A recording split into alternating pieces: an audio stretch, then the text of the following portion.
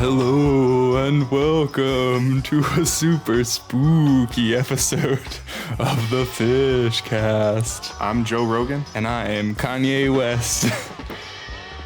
Alright. Alright, so this is sort of going to be a different kind of episode. It's sort of like a little mini episode, a little extra bonus episode, because today we're talking about the second or maybe fourth officially released Fishmans live album, Long Season 96 at the Akasaka Blitz. What's the date? 96. 96/12/26. Hey, that's true. Alright. So yeah, we're super busy this month. We weren't really sure where to slot this album into our review sequence, so we're doing it here as a little bonus. This album is a weird one. As its title suggests, it was recorded in December 26th, on Boxing December 26th. Day. 1996 at the Akasaka Blitz in Tokyo during the Kuchu Camp long season set of shows. And this was nearly 2 years before that iconic 1998 show that would take place at the exact same venue that we're all so familiar with. And that is infinitely better as well. Like, you know, looking at these Fishmans live shows, I always wonder, like, are there not that many venues in Japan? Because, like, I always, like, look at their tours for each episode, and it seems like every tour they're playing at, like, Liquid Room, the Akasaka Blitz.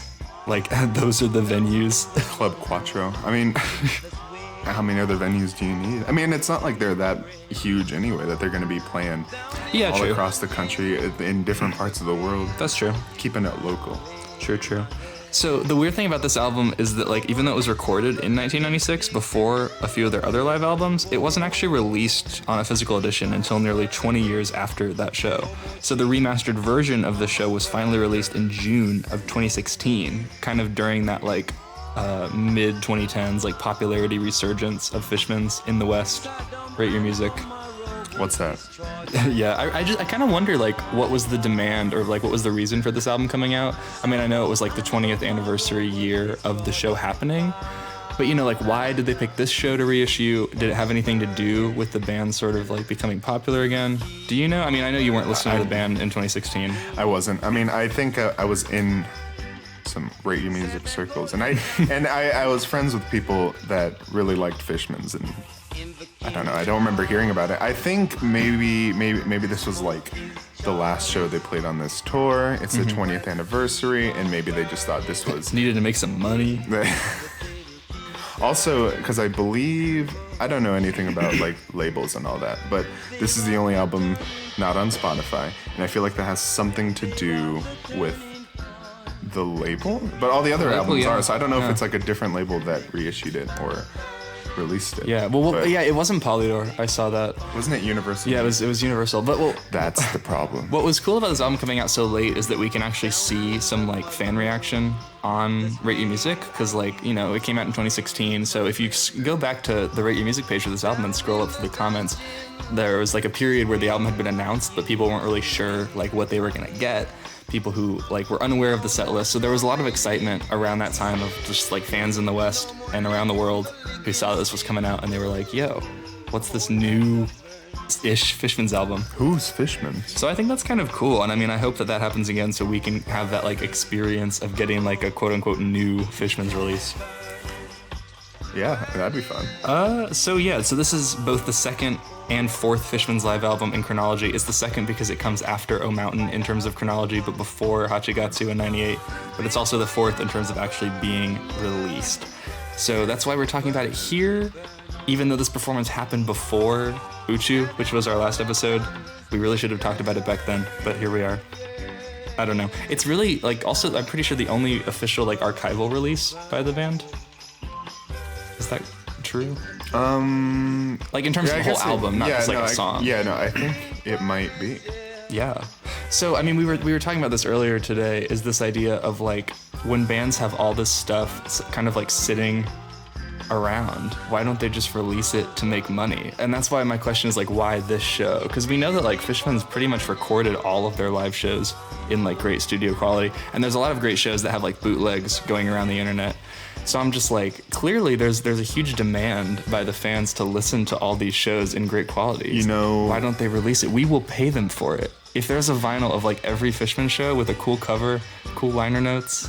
What's a I will band that spend this like $20 reminds you of? on that bad boy. A band? Oh. What I mean is, like, as you compared like the Yeah. situation to... I compare everything to Gorillaz, but it does remind me of Gorillaz, or just bands that have a lot of like old demos or things sitting around that they kind of like refuse to release, even though there's like big fan support for it. So yeah, I just wonder, I mean, we know that Fishmans were for a while like trying to do like a GoFundMe to make that documentary that they're making. I mean, we know now that they're already making it, but I'm like, you wouldn't have even need to have made a GoFundMe if you had just, like pressed 98 on vinyl or released all these shows on streaming or something. Shout out to crowdfunding. Yeah. Yeah. No, I'm not sure, buddy. Yeah, and like you said, the other weird thing with this record is like the width of its release. So this was officially released by the band, but it's still unavailable on Spotify and Apple Music in the US. I know in some other countries it is on Spotify. Oh. I don't know. I've seen screenshots of it, so I don't know what's up with that. I think it must be label stuff. So that makes it, like, at least before now, it was pretty difficult to find and listen to legally. I know a lot of fans haven't heard it, but thankfully, just last month, a cool homie by the name of Marco One Keen just uploaded all of these songs individually to YouTube. So you can go find those. Major shout out to, what's his name again? Marco One Keen. I commented on his page. I mean, each of the songs, aside from the long season rendition, only has like 20 views so far. So, yeah, but like what's weird for me is just that no one's heard this album. Like, I know we're currently doing our Fishman's all-time poll, and we've been getting a ton of results in, so thank you if you sent yours in. But what I've noticed is that like a lot of people don't even rank this album because they haven't heard it. And if they do rank it, they rank it very low because I don't think they've heard it like enough times to really have like a relationship with it. Either that or for reasons that we'll get into later on in the episode. My main question was, if the purpose of a label releasing an artist's music is to make money, why don't they make it more widely available? Yeah. Why are they keeping it from us? Feels like a fun little present, like a little secret that people don't know about. The kind of album you can be like, that's actually my favorite Fishmans live album, and then people will be like, what? Someone that I know and that I've met on Radio Music said that this version, and it's valid, but the version of Long Season on this album was his favorite. Oh, yeah, that's fair. Which is fair. I think that's cool. But like that's the only opinion like that I've heard. I don't know many people, if at all, that would call this their favorite Fishmans album. So here's what's strange for me. I looked on Rate Your Music, and this album actually has slightly more rankings than Hachigatsu, which I was really surprised by. Like, I know Hachigatsu wasn't like a huge release, but at the time of this recording, Gatsu only had 310 ratings, and this album had 342. And like, what's really funny is you can compare that to Oh Mountain, which has 417 ratings, and then 98, which has 7,133. So I think between these four live albums, we can really see like which ones people care about. I low-key thought they had more than that. That's kind of sad. I mean, I see Oh Mountain everywhere, so I at least assume that Oh Mountain had like 1,000. Maybe. What does everywhere mean? I don't know. In Fishman circles. But either way, I mean, I guess we know that. And with our Oh Mountain episode, that was also our least viewed episode on YouTube. Thanks for the support, guys. No one cares about these albums, which is why we're not really putting that much effort into this episode. So slightly more casual for this episode. We're not going to do any like adjectives because we don't want to waste our remaining letters on this and not on 98. Also, I'm really bad at them. Yeah. But any thoughts on this cover art, Chris? I know it's kind of like divisive among fans. Is it divisive? It's one of my favorite. Oh, on Radio Music, yes, and people were talking some smack about it. I think the only issue I could see with it is that it's like not consistent with the rest of like the Fishman's art. Yeah, that's what people said. That's about it. It's really cool. Like the same could be said for that re-release of Night Cruising in 2018. Mm-hmm. So I don't know if it's just like a new wave of like, I don't know, the people who do art for Fishman.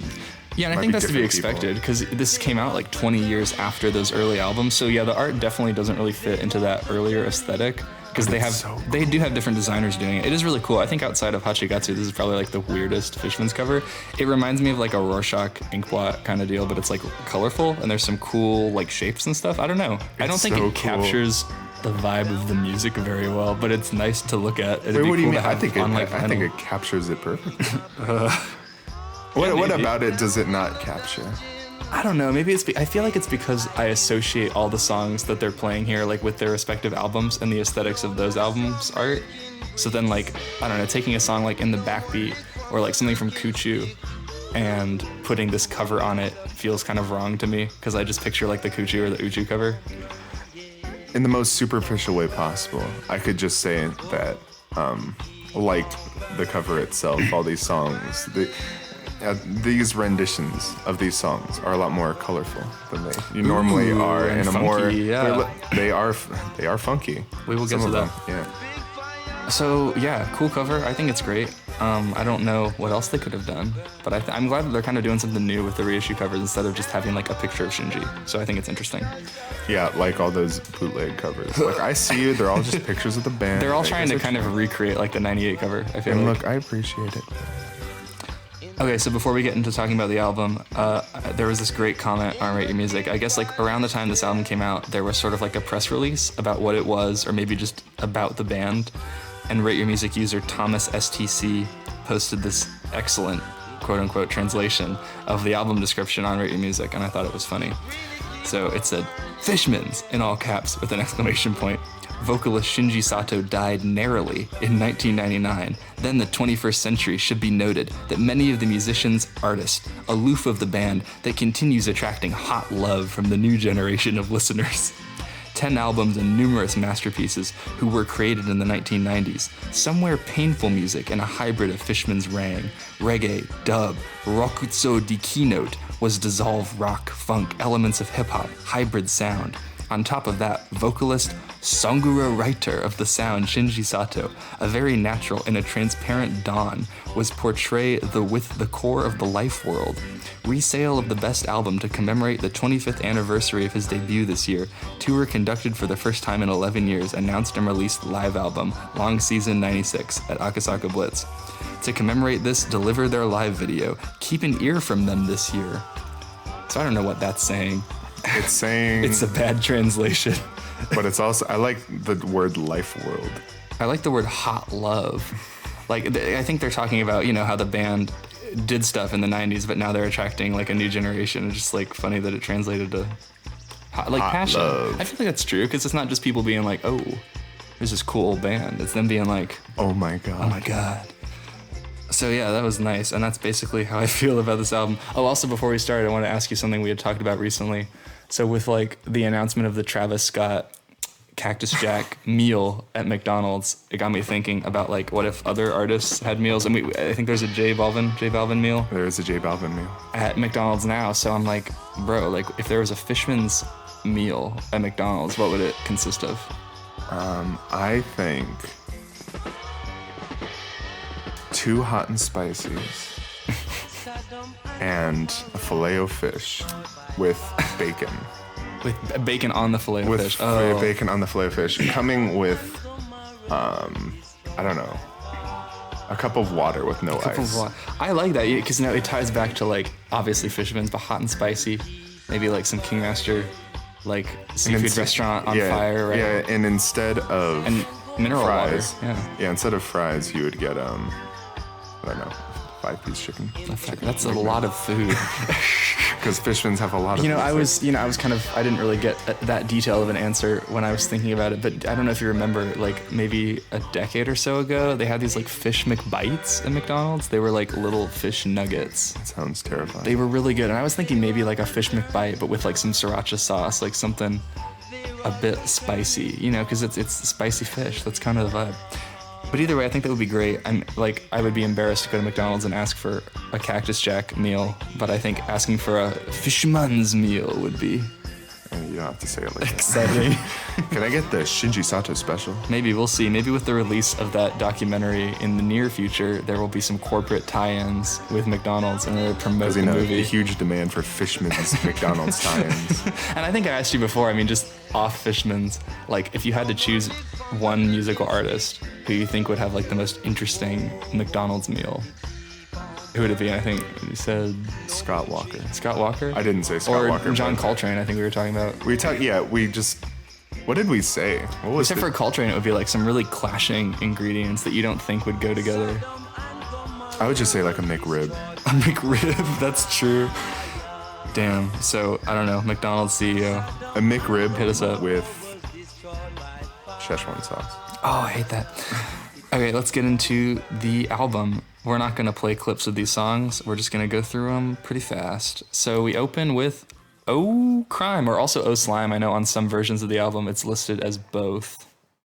This is the best Oh song.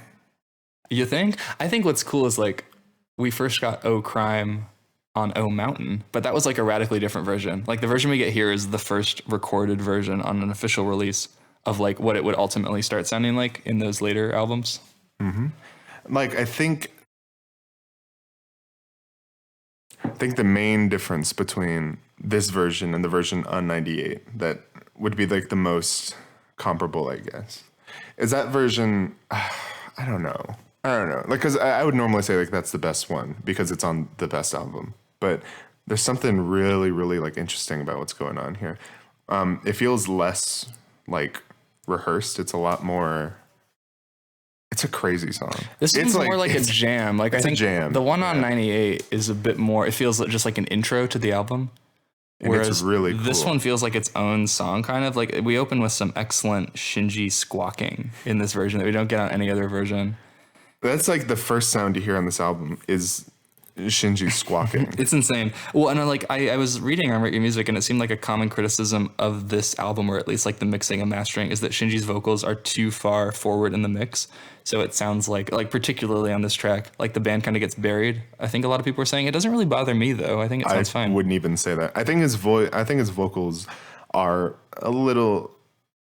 They're a little too loud, but it doesn't detract from the album at all. It seemed like there was a conspiracy theory among some people on Rate Your Music that like since this album was mixed later than it was recorded, like it was mixed in 2016, that it was like a conscious choice on Zach's part to put Shinji's vocals so far forward in the mix because there was like this growing mythology around Shinji. But I feel like that's, I don't know, like there's no proof or evidence of that. I think that's just how they mixed it. Yeah. But you know, this one's really cool. And a hot take, like you said, this is my favorite version of this song. At least in terms of listening to it like on its own, I think I would return to this one more. The bass that comes in around like the 4-minute mark. Ooh, like I think that's what's interesting too, is like the bass is also mixed really heavy here, like really high. And it reminded me of how the bass was mixed on Oh Mountain. Like these tracks have a much like dubbier kind of feel. Also, something you don't get in the 98 or even the Oh Mountain version of Oh Crime is that like, it's a keyboard, the keyboard melody. And then like the violin plays it too, like, and then like Shinji sings along to it too. Yeah. And then there's also like a really cool Hansi solo. Is that what you're talking about? That too. There's also like this crazy guitar solo, like a blistering. Do that again. Okay. I think this is also like maybe this whole album has like some of my favorite Darts performances on it, because I feel like the guitar is just brought out a lot in these tracks, and there's a lot of like really wild guitar solos that you definitely don't get on like the studio recordings. But it's also a bit more restrained on even like 98. Like I think the guitar here is just really cool. Because 98 felt different. It felt like ushering the band in like one by one. This was more just like we're all here. We're playing. So I love this version. I think it's a perfect start to the album. 10 out of 10 song. Best version of the song. Yeah. No shade to any other version of this song, but this is the best one. I'm sorry. Cool. And then we go into the second track, which is Go Go Round This World. So I realized we've never actually talked about the studio version of the song because it's kind of like a B-side non-album single kind of thing.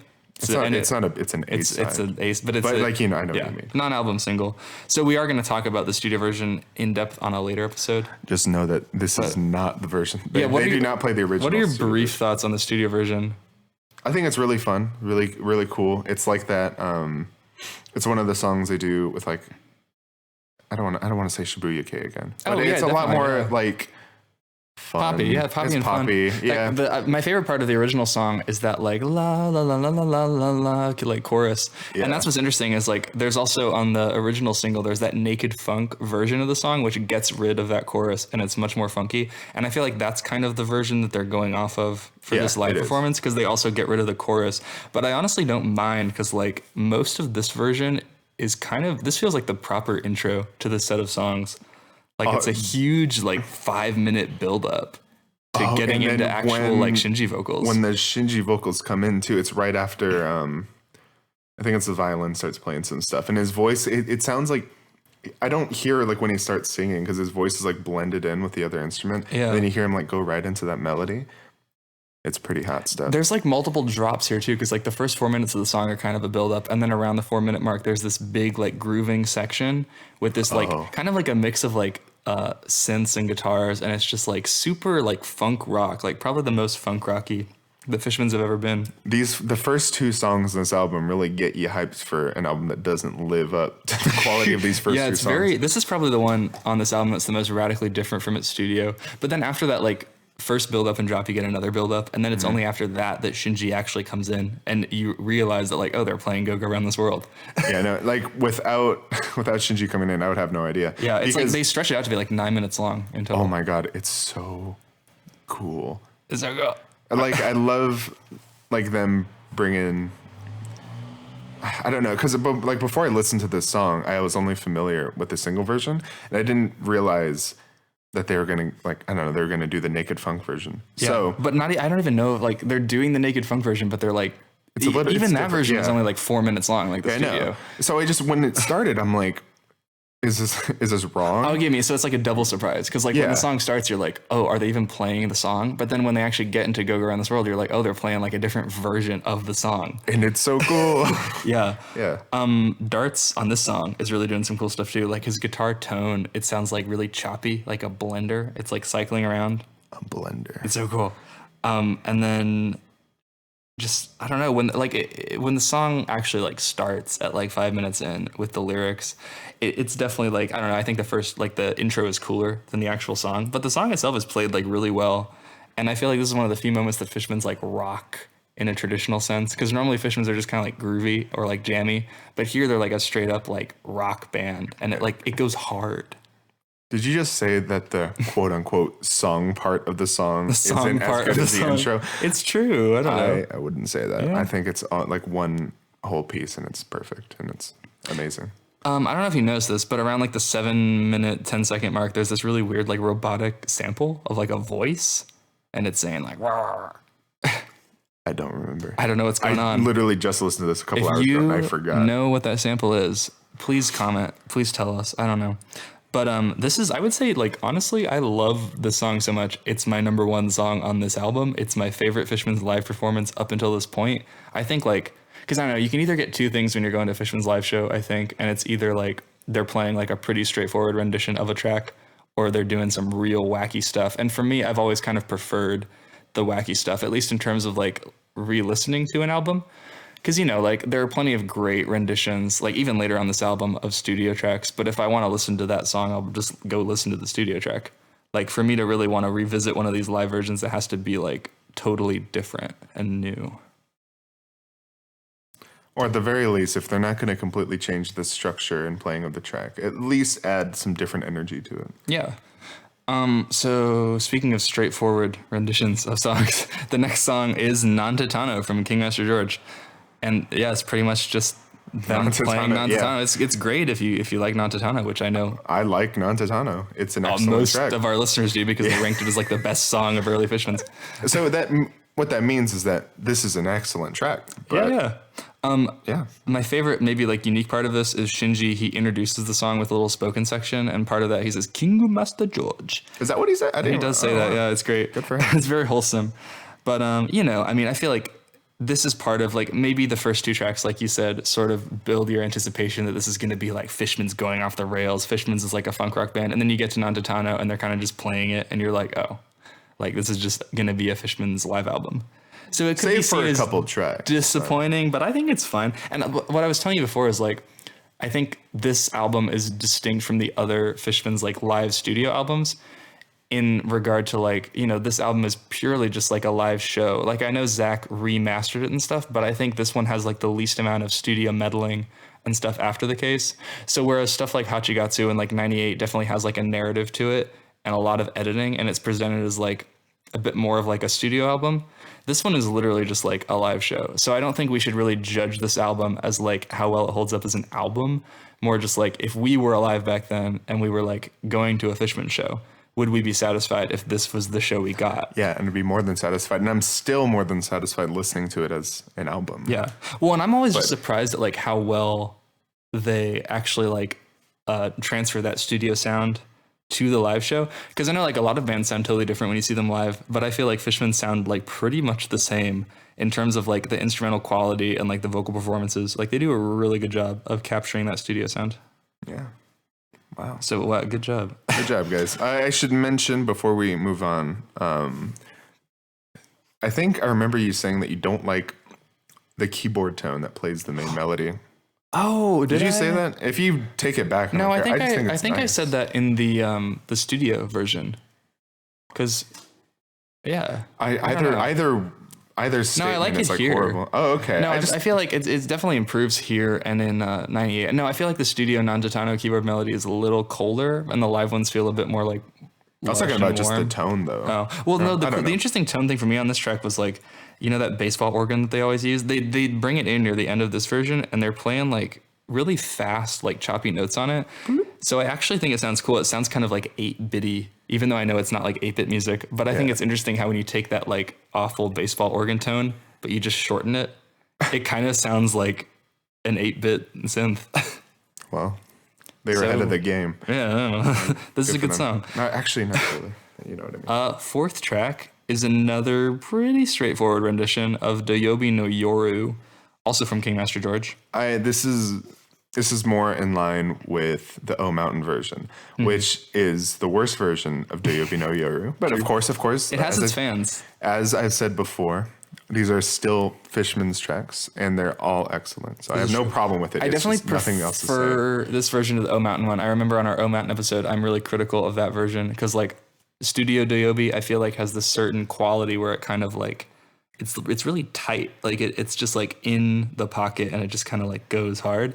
But this the is live, out of the pocket. Yeah, no, it's like they take the sort of tightness of the song in the O Mountain version and this, and they kind of make it like more loose and it's a bit more funky. But I feel like the song kind of loses its character and it like just kind of starts sounding like any other Fishman song. But the reason I like this version more is because there's a little bit more experimentation going on, like near the middle. There's kind of like an instrumental jam part.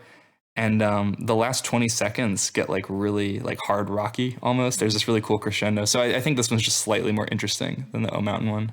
Yeah, it's like if you're gonna mess with Doyobi no Yoru and turn it into something else. Sample Aphex Twin. Exactly. Or just play the song the way it was meant to be played. Yeah, I don't know why they didn't do that. And I mean, I don't know. So it's hard for me because like I always complain like with 98, I'm like, why don't they play Doyobi no Yoru with that show? But it's like, if they're going to play it like this, I'd rather them just like not play it. I feel like if I were at a live show and they were going to play Doyobi no Yoru though, I'd rather them play this than like the original song. Because I feel like hearing the original song in a live setting played the way it was recorded, it would not be nearly as fun. Yeah, there's something very like headphoney or like car speakery about the original Doyobi. And maybe we're alone in thinking this because I know like original Doyobi isn't actually that popular among fans. I think in our new poll, like no spoilers. I mean, no Doyobis are going to end up in the top 10 tracks because people don't like it. But way more people are voting for the Doyobi on O Mountain than the King Master Doyobi. So unbelievable. I guess we're in the minority. And I remember when we had Chops on the King Master episode and we told him that Doyobi was like our favorite song on that album. He was like, oh, really? So I don't know. Okay, so if we're talking about like the most straightforward rendition of a song on the whole album, it would be, in my opinion, be track 5, which is Bakubito ni no Kate from Uchu. I feel like this does the, I don't know if opposite's the right word, but it takes, instead of just like playing the track straight, it sort of takes the track, which is very dreamy and atmospheric, and takes away all the dreaminess in the atmosphere. Oh, you feel like? I feel like this is just like exactly the same experience that I have on the studio, except it doesn't really have like the violin parts, so maybe it feels a little bit more like clean. I don't know. It sounds exactly the same. Really? Okay, I don't know. I just hear a live band playing backbeat with, I don't know, no sense of space. I'm not like faulting the band for this. I like it. It's really good. I mean, it's like my least favorite song on the album.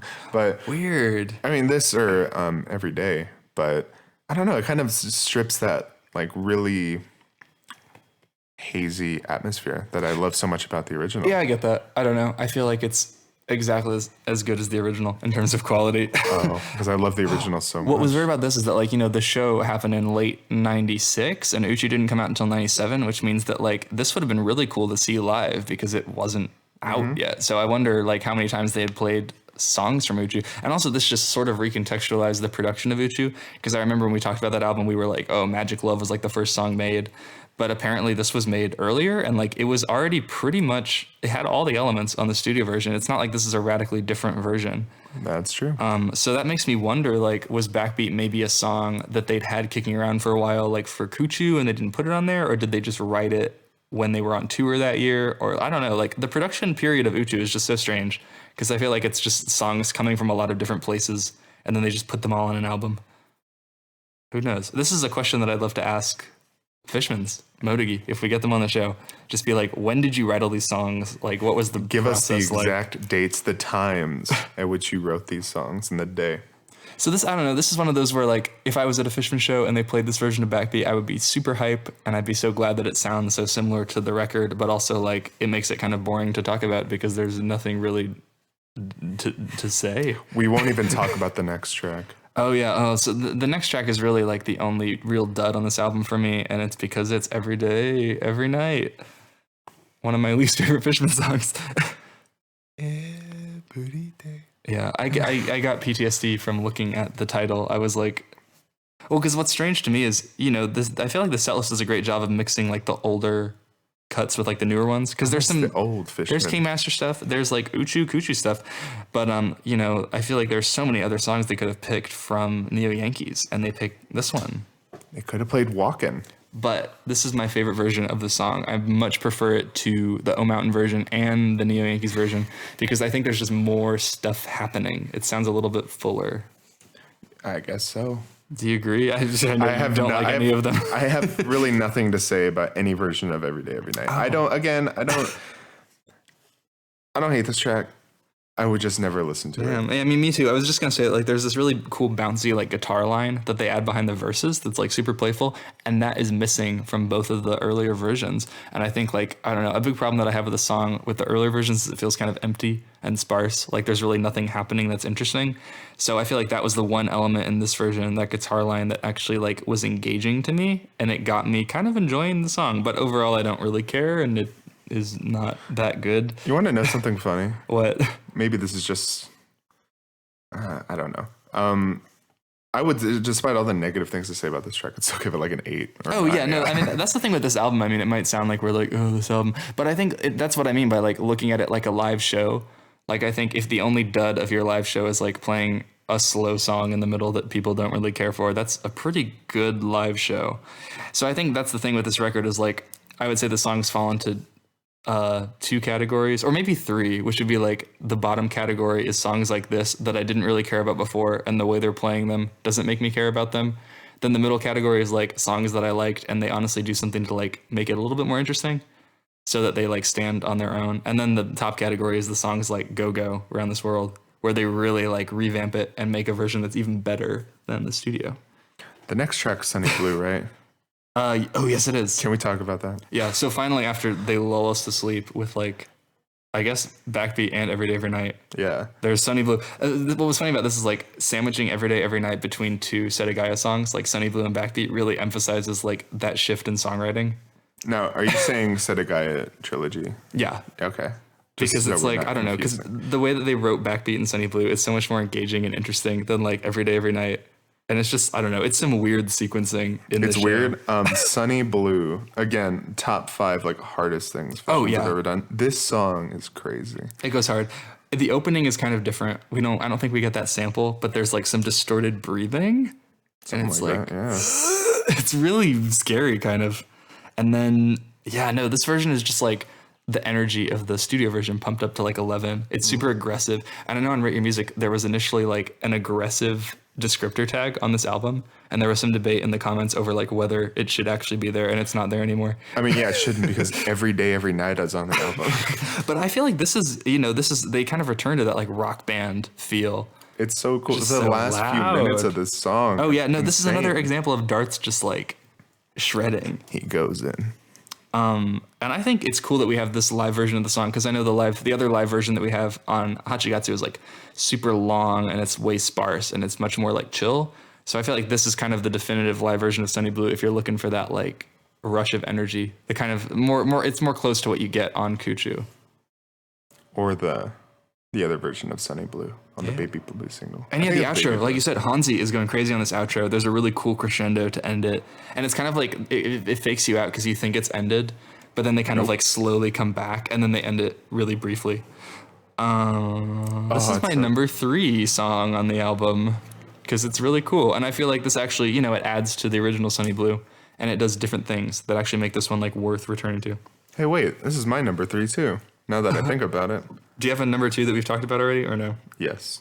What was it? Go-Go? Yeah. Oh, wait, was that not your number 2? That was my number 1. Oh. Yeah, hot take. Wait. We'll talk about it. Okay. I'm worried. So the next song is Smilin' Days Summer Holiday.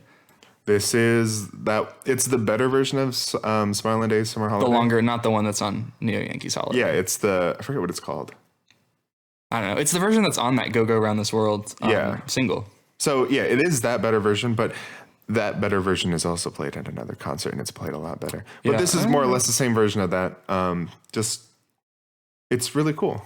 Yeah, no, this is just another pretty straightforward rendition. I feel like this is actually some great sequencing though. Like Every Day, Every Night into Sunny Blue is kind of weird, but Sunny Blue and Smilin' Days have this kind of similar like wonky energy. Mm-hmm. So I think it's a cool choice to pair those next to each other. And I know that would be really cool to see live. And honestly, I should stop comparing it to 98 because again, that was the first Fishmans album I ever heard. So So if I were to hear this before hearing that, like if I were to hear the original Smilin' Days and then hear this, I'm like, whoa, this is crazy. This is awesome. It's because you're used to that crazy version, yeah. I mean, also, it goes back to like the mixing job. I think a lot of my enjoyment or lack of enjoyment comes from the fact that it's mixed so straightforward, no sense of space. Mm-hmm. Shinji's voice is too loud. That's just me though. It doesn't matter though because this track still rocks. Talking about weird mixing, that would be on the next track, which is Nice Choice from Kuchu. This is the only one where the mixing actually bothers me because it's like unintentionally lo-fi, or maybe it was intentional, but it feels like not that Shinji's vocals are too far front in the mix, but that like everything is buried behind like, I don't know, like a waterfall or something. Do you know what I mean? I mean, I was listening to these on like the speakers in my room, and I didn't notice that. I was listening to them very loud on my headphones, and I was like, oh. It sounds like one of those like YouTube videos where it's like what the song would sound like if you're in the bathroom at a party, or like if you're drowning. And it's just, I don't know, because I feel like there's a certain energy to Nice Choice where you honestly need it mixed like Sunny Blue, like really far front. Yeah. But it's kind of just like, it's ghostly and like faded in a sense, which makes me wonder if like the band did that because Shinji is singing from the perspective of a ghost. What's the next track? Other things on here, though. Okay. Shinji, he sings near the end this new sort of vocal passage where there's like an outro and he sings "Nice Choice," and it's like different from the chorus. Yeah, he just so that was cool. The title of the song. I'm like, okay. Wonderful. But yeah, I think, I don't know. Every Day, Every Night is definitely my least favorite on this album just because I don't like the song. But in terms of me thinking that like a rendition of a song that I love is bad, probably this. Like if, I don't know. But I don't think it's due to the performance, just the way it was mixed. And the next song is Yoru no Omoi from Orange. This is good. Yeah. Again, the outro is perfect. It is a perfect song, whether it's on here or on the original. I do prefer the original, but it's pleasant. We get Shinji on this one singing to the audience. He says, "Are you standing?" And they're like, "Ooh." That was the other thing with this album. There's a lot more like audience participation, or at least like more like recordings of the audience on the album, particularly in the closing track. Maybe I shouldn't mention this, but the only other Fishmans album that I know you hear this a lot from is 98 12 27. But that was because that was recorded in the audience, like from someone inside the audience. So it's cool. It's a bootleg. Yeah. So you got to hear it there like very prominently, but it's cool hearing it on a professionally recorded album. You got to hear that the audience. That's always been weird for me listening to like 98 12 28 because like it's such, we think of it as such a monumental show, but like the audience is barely participating. Like at the end of that version of Long Season, there's like a 10-minute pause and then people are like, woo. And I'm just like, if I was there, I'd be going crazy. And I feel like that's a big component of like great live albums for me, is that like you want to have that live energy. You don't want it to just feel like you're in a studio. To be fair, I mean, I feel like they were all pretty excited at the end of 98, but like they're just like, quiet. They're stunned. Well, I just mean like they're not being recorded. I don't know. Sure. It's like the way it was recorded is that you don't really hear the audio. Oh yeah, like much. if the mics are facing, that's what I mean. So I think this might have been an intentional choice on Zach's part with like mixing this, and that's why my favorite live album. I'll plug this live album here is Live at Folsom Prison by Johnny Cash. It's a really cool live album because it was recorded at. Wait, that's your favorite live album? That's my favorite. I like that more than like. Well, I guess I'm not counting like the Fishmans live studio albums. I'm talking about just like a straightforward like live okay. show I was like, album. Isn't your favorite album Hachigotsu? Yeah, no, I'm not counting that because that had like meddling. No, I just mean like in terms of a live album that has like an experience feel, because like it was recorded at a prison, and Johnny Cash is just singing about like like murdering people, and every time he references like a crime or like being in prison, you can hear like all the inmates just like lose their minds in the background. So just that sort of like audience performer interaction is cool to hear on a live album, and I'm glad that it's on this album. But Yoru no Omoi, it's good. Oh yeah, that's what we're talking about. I was gonna say that like I don't know, I like placing it after Nice Choice. They kind of have a similar tone, honestly, and I always felt like Yoru no Omoi on Orange was almost like a bridge to Kuchu, because it had some of those like trip hoppy elements that I feel like it's almost like an honorary Kuchu track. So its placement on the set list kind of confirmed that for me. And now we're nearing the end of the set list, but I guess more like the halfway mark of actually like listening to the show. That's true. It's Night Cruising. Excellent track. Excellent track. This is a great version of Night Cruising, and it's my least favorite version of Night Cruising. That's fair. There are a lot of versions. We were talking about this before, and for me, I think I prefer all the official live versions to the Kuchu studio one. I like this one a bit more because this is actually the longest official like live Night Cruising. It's almost like 10 minutes long. And the guitar part. On the guitar part. Yeah, there's a really unique part in this where like it kind of all the instruments drop out and there's just some nice tonal like guitar playing. But I don't know. I don't think this isn't like my favorite live Night Cruising at all though, because it's not doing like super interesting stuff. But I feel like honestly the guitar sounds in this reminded me of like Flaming Lips. Like I feel like this is doing some like psychedelic kind of stuff that the other live Night Cruisings don't do. I mentioned the treatment that Walking in the Rhythm got on its single version with all the remixes and all the ambient like reconstructions of the songs. I would love to hear with Night Cruising because I feel it's very conducive to that. Yeah. But I mean, Zach, if you're listening, get on it. It's not too late. But oh, and also honestly, I wasn't thinking about this before, but I know I always complain about the placement of Night Cruising in these live sets because I know like on Hachigatsu and 98 Night Cruising is like right near the beginning, and I've always thought that's kind of weird because to me, like if I was sequencing a show, I would put Night Cruising like as the penultimate track because I feel like you don't want to end your show on Night Cruising, but it's that nice sort of like epic cool down. It's that moment in the show where like you pull out your lighter and you like wave it around. I feel like that happens like in the middle of shows though, right? Yeah, those lighter but also moments. This is kind of the middle of the show. Okay, that's true. Because they play long season after this. I just feel like this is a better place in terms of all the live albums. Maybe. This is my ideal placement for Night Cruising to happen. I'd like it in the beginning of like a 98, maybe even Hachigatsu. Only Gatsu? Only because I mean that's just how it is. But I mean it does make sense.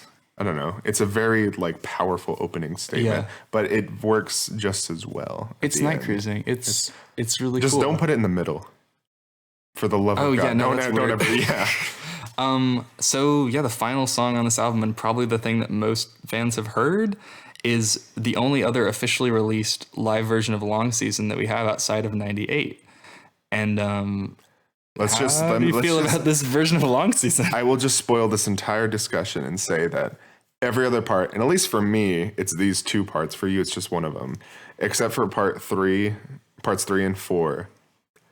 Like maybe it's a little bit better, but only because it's just a little bit clearer.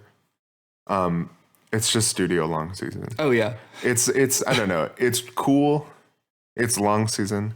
No problems. I think it's played excellently here. It's a perfect track. It's very climactic. It's very faithful powerful, to the studio one. Very faithful. But parts 3 and 4 are insane. And I feel like this kind of makes sense that they play it at least kind of straight to the version because, they were playing this in December of the year that Long Season came out. So and they were on that tour. So it makes sense that fans would probably want to hear the stuff that was just released pretty much more or less as it was released. And like, it wouldn't be until later that they really start messing around with the structure. Well, I mean, I guess now that I think about it, it's kind of, because part 2, they replaced the vocals with the guitar solo. It's very similar to like 98 Long Season. I don't think they're that radically different from the studio version. It's like, what else are you going to do to parts 1 and 5? Yeah. Like they make them a little more climactic, a little more emotional. But I'm 3 and 4, yeah, 3 and 4 are really the spots where you can like kind of play around, and they do. And they do, and I think that's the only thing that takes it away from the studio version. But yeah, parts 1 and 5 are pretty cool. Part 2, nice solo. So, but yeah, I think most people would care about part 3. So this is like, because I feel like also part 3 of the studio would be kind of hard to recreate live, and they don't even try. They do this like sort of dueling drum thing. They bring on a guest who's Asachang from Tokyo Ska Paradise Orchestra, a band that Motegi would actually later join in 1999 after Fishmans kind of dissolved. But no, this section's really cool. It starts off with the same kind of like dueling drums that they have on the studio version, but then you end up getting like a steel drum that I think Asachang might be playing. Yeah, it's Asachang. Yeah. And then all the like funky percussion noises are coming. They're kind of funny.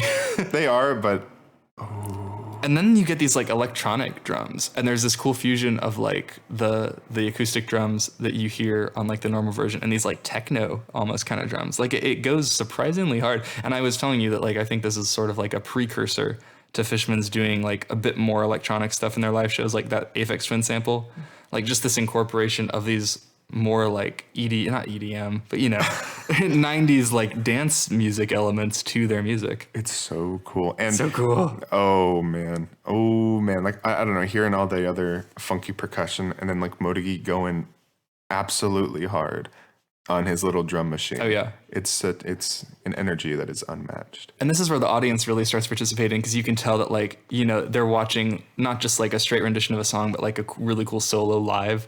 And like at the end of it, everybody like loses their minds and they're like, yeah. And even during the solo, you can hear the cheers. The first time listening to this, because I was familiar with the studio long season in 98. And on 98, part 4 is completely transformed. It's like not the same at all.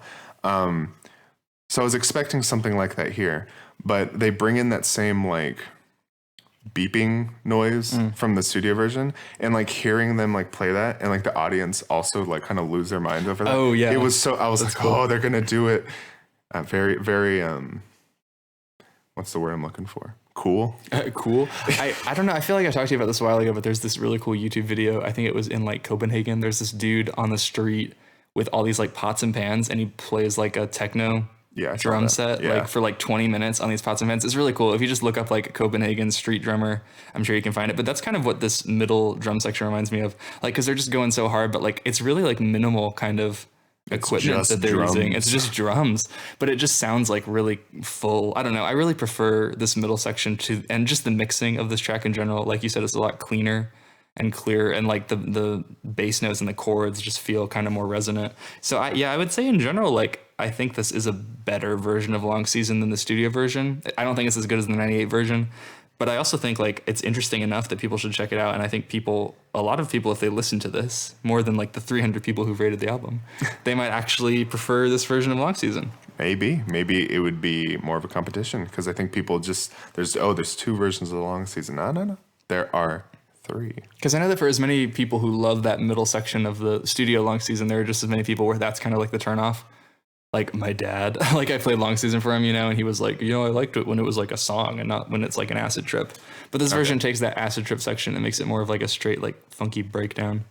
So it's a bit more, I'd say it's a bit more accessible, but they're still experimenting. Oh. Last thing on this track, I guess, was I was looking at the album credits, and there's a credit, which it's not for this track, it's for the album, but I assume they're on this track. It just credits Girls for providing chorus vocals. And I'm like, who are they? Could it be on Yoru no Omoi too? Oh, maybe it is. Maybe, because there are some chorus. But I feel like that's kind of a bad thing to do. Like, don't you want to credit everyone who's on your album? Like, even if it's a group of vocalists, and just be like, some girls. Maybe before the show, they're like, wait, we don't have any background vocalists. So they went out to the street. They're like, hey. Girls. Or maybe it's just one person and their name is Girls. I don't know about that. So if you are one of the girls, if you're girls, Hit us up. hit us up. We want to talk to the girls. Are you single? Now they're probably like 50. It wasn't that long ago. So I mean, that's long season. That's that. Yeah, that is 96 long Speaking season. in terms of like a show, if I went to the show at this time, knowing like what Fishman stuff was released, I feel like this would be pretty much a perfect show. Like they play something from every Fishman's album except for Chappie, up to this point. Chappie getting snubbed again. For the most part, I would say, except for Neo Yankees, they're playing like some of the highlights of those albums, and they end with Long Season that just came out. Pretty compact show, straightforward renditions with a few places where there's like some weird versions of songs. I think like as a show, it's pretty much perfect. It's just like as an album, there's only a few tracks that I would really return to, but it's like really solid. It's an enjoyable listen. Yeah, same. I would give it like, I don't know, like an 8 out of 10 probably. It's not like my favorite Fishman's thing, but it's like pretty good. Wow, guess what I'd give it? Well, the perfect score. Perfect score, buddy. Yeah. Now, of course, that being said, this is one of those Fishman's albums where it's perfect, but not all the songs are perfect, if that makes sense. Well, also by perfect, I mean like my thing is always just what am I gonna re-listen to? So like that's the thing. Like there's nothing on this album where you could turn it on and I'd be like turn that off. Like I would listen to everything and enjoy it, but there's only a few songs that I'm really gonna like explicitly seek out. And for me, like that was really just like Go Around This World, that really cool Sunny Blue, maybe The Night Cruising, and Long Season. By the way, speaking of Night Cruising, did I mention this last time? The Clambon version of Night Cruising? You should listen to that. No, I don't think so. All right, listen to Clambon. I've never listened to any other Clambon song except for Night Cruising. But yeah, no, I definitely feel like in terms of the Fishman's live albums, this is way better than O Mountain, mainly just because of like song selection, because this was later in their career, like after Cuckoo, they just have like better songs to play, and it has Long Season on it, so like it's better. Automatically. It's better than O Mountain. Yeah. Yeah. Wow. Any other general things you want to say about 96 Long Season? Listen to it. It's on the It's Mega. also funny to say because like Long Season Studio came out in 1996, so when you're like, I love 96 Long Season, people could be like, oh. Oh, yeah. Long Season. I love 97 Uchu. Man. Great album. If you need a link, hit me up. It's also on YouTube. It's all on never YouTube. mind. That's Yeah, the thing. don't hit me up. Because for me, I know we've talked about this. Like a big thing for me is just like I feel like I can only enjoy albums that have been officially released, and that's why it's weird. Because I know like with Fishmans, there's all these like bootlegs and like B-sides and stuff that is on like the Mega, but it's not really out there. Check out the Mega. But and that's why I always feel guilty like ranking those, because I'm like, it's not, you know, if it's not officially released, I feel like the band didn't want me to hear it. So with this one for a long time, like I had listened to it before, but since it wasn't on Spotify, I never really considered it like an official Fishman's release. But it was released. It is official. It is official. It's just Archival. The label does not want you to hear it. Unfortunate. Well, that's pretty much all I have to say about this episode. Yeah, to close out this episode, I don't know why we've never done this before, but I realized like there are a lot of really funny like Rate Your Music comments or just like insightful Rate Your Music comments about all these albums, and we need to look at some of them. So I went through Rate Your Music and I found some of the most interesting comments. So user Ishmael Black, Shout out Ish. he has pretty much like a ton of Fishman's reviews. He's probably the number one. Fishman's fan in the great world. reviews. He wrote, honestly, I'm kind of mixed on the cover art. I like it, but it looks very different from their previous aesthetics, and I find that kind of jarring. So that's Oh, true. I thought it was going to be like a funny comment. well, some of the other ones are funny or insightful. Someone had said like they're making fun of Ish's review by saying like he just keeps mentioning that Fishmans does funk rock on this album. Oh yeah, no, that was another comment. Someone was like, his review was basically, Fishmans is funk rock. And then there was someone else who was complaining about that aggressive tag, who said like, wow, I didn't know that Fishmans started doing power violence. I wish. And then our friend One Chops described the album's genre as progressive dream funk, which is It's not funky enough. incredible. But I do like that tag. And then maybe this is who you were talking about? No, I don't think so. But there was a user, Duke86 fan, who had a super hot take and said that this is a better live album than 98 because it actually feels like a live album and not as carefully planned. Imagine calling 98 carefully planned. That's not who I was talking about though. It doesn't have that like aura around it. Like I feel like this is just more chill. It's just kind of like it just feels like a show. So I get I guess, but like I don't know. And then so you're talking about there was a user official who said this is my favorite version of Long Season. They're just having so much fun and it makes me smile. And then they put a smiley face. Aw, that makes me feel good. That's fair. I honestly feel like there are arguments to be made for every version of Long Season being someone's favorite, and I would never say that they're invalid. The version on 98, 12, 27 is the best.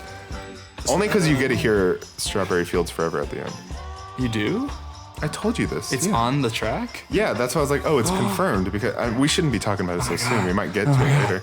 But yeah, no, it's after the audience stops, you hear the song. Wow. Yeah. Anyway. So happy Halloween. We're going to come through with our final 2 episodes, I guess, in the next 2 months. There's going to be, once the audience poll is over on November 1st, we're going to record that Hachigatsu episode and talk about the poll. The poll results are so interesting. Currently, I know the top 2 albums in that poll are battling it out, and they are within 1 vote of each other. So if you haven't voted, you could easily change these results. Also, if you're in the United States and you haven't voted. And also, if you haven't listened to this 96 Long Season album and you want to like add it to your results that you already sent in, you can just like send us another email or something and be like, hey, I didn't vote for it before, but now I'm voting for it again. And I'll go back and like edit the results. Because I think more people would listen to this album, and I think it would rank a little bit higher if it was just like more widely heard. But for Halloween, I don't know, go listen to Nice Choice, Ghost Time, Spooky, Shinji Sato, Ouija Board. Yeah. Sodom and Gomorrah.